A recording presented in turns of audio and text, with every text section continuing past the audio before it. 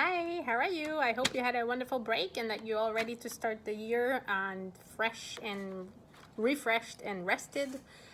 So here we are. So this week we are looking at words that have the sound e, and so that's different than a. And sometimes we kids often confuse those two, and we're just like listening to a word, and then we have to write it out and distinguish between the two. So it really feels like I open my mouth a little bit more when I say it, and it comes from the back of my mouth, whereas a is different.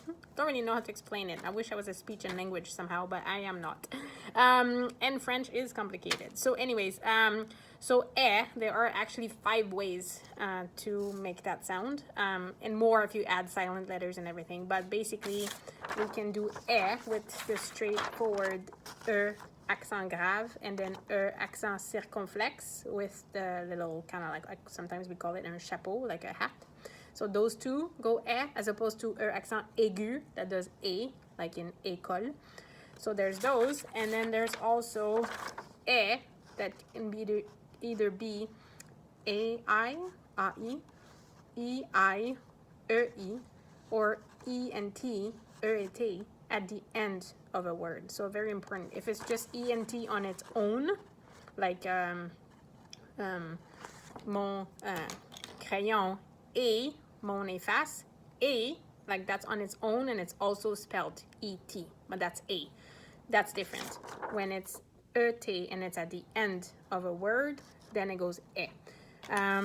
So here we go. So let's start with those words. So like I mentioned in my week at a glance, we will continue to focus more and continue to work more on distinguishing between the different types of word, and that becomes quite important when you want to make sentences that are grammatically correct and that are that makes sense, because for a sentence you need to have a verb, but if you don't really know what a verb is, then it's difficult. If you tell students add details to your sentence, like with adjectives, but we don't really know what an adjective is, then that's also difficult. So we've been trying to work a little bit more on that, and we will continue over the course of this term.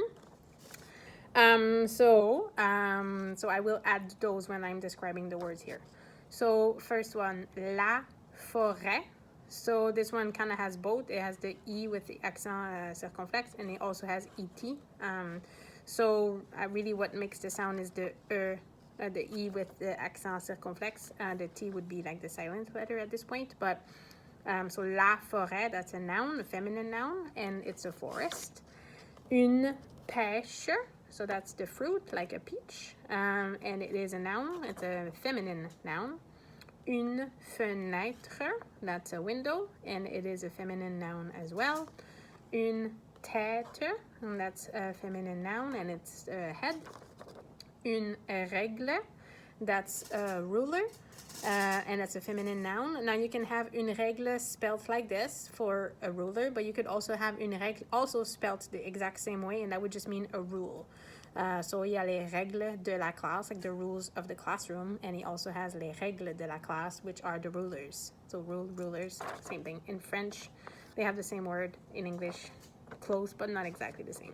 Then we have la rivière, and so that's a river, and it's a feminine noun as well. Une chèvre, that's a goat, and that's a feminine noun as well. Now être, that's a verb. On its own, that's like the infinitive and infinitive version, like that.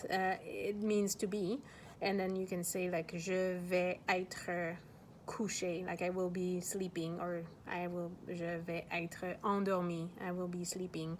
Je vais être fâché, I will be mad. But then if you actually conjugate this with pronouns, then that's when it becomes je suis, tu es, il est, nous sommes, vous êtes, ils sont. So it changes the form quite a bit when you start to conjugate it, but it is a verb. And then après, that's a little high frequency words that I'll just for now call those other words. This means after. And then très is another high frequency words, and other kind of word that means very. So this is for these. So what I will do is focus on a few words for the beginning of the week and focus on the other words for the end of the week. So this is the other words. We kind of started with those actually today. These will come after. Here we have une reine, so that's a queen, and so since it's a person, a human, then it's a noun, and it's a feminine noun. Un roi would be the masculine version of it, which we had previous weeks back. This is une baleine. A baleine is a whale, and that's a feminine noun as well. La neige, that's the snow, and that's a feminine noun as well. There are no specific rules that I can think of that I remember learning as a child about knowing which one. Is it AE or EI? No, sorry, AI or AEI. You know what I mean. Is it this one or this one? There is no specific rules that I know about to be able to know which one it is. Just one of those things that I guess I grew up learning and that we just know by repeatedly seeing the word or just looking for it in the dictionary. The only one that we will know for sure if it's at the end of the word, then it is et. Other than this, it's hard to tell. So une araignée, so that's a noun and it's a feminine noun. Une maison is a feminine noun as well. Araignée means spider, maison means a house. Un bouquet, so that actually is about the same in English, a bouquet of flower. So a bouquet means a lot of flowers bundled together. So that is a noun as well. Violet, that is purple, the color purple. And if you have, so this is an example where this is an adjective actually because it describes how something is. So this will tag along with whichever noun it describes. So I was telling the students today, this is the masculine version if it goes with a noun that's masculine, violet. And if it's feminine, to describe something that is feminine, that's purple, then you would say violette. So you would have a T, you would double the T and add an E at the end. And then we have les bleuets, so this is a noun. Right now it's plural because there's more than one, but if we want to know if it's masculine or feminine, you would think if there's only one, we would say un bleuet, so that's masculine.